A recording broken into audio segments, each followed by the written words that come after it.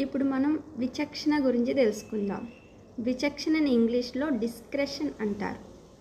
విచక్షణ అంటే ఏంటి? ఏదైనా ఒక విషయం కోసం మనకు ముందే అవగాహన కలిగి ఉండడాన్ని విచక్షణ అంటారు. ఒరే ఆ నిప్పు ముట్టుకోరా అంటే, నేను ఎందుకు ముట్టుకుంటాను, కాలుతుంది కదా, నేను ముట్టుకోను కదా అంటాడు.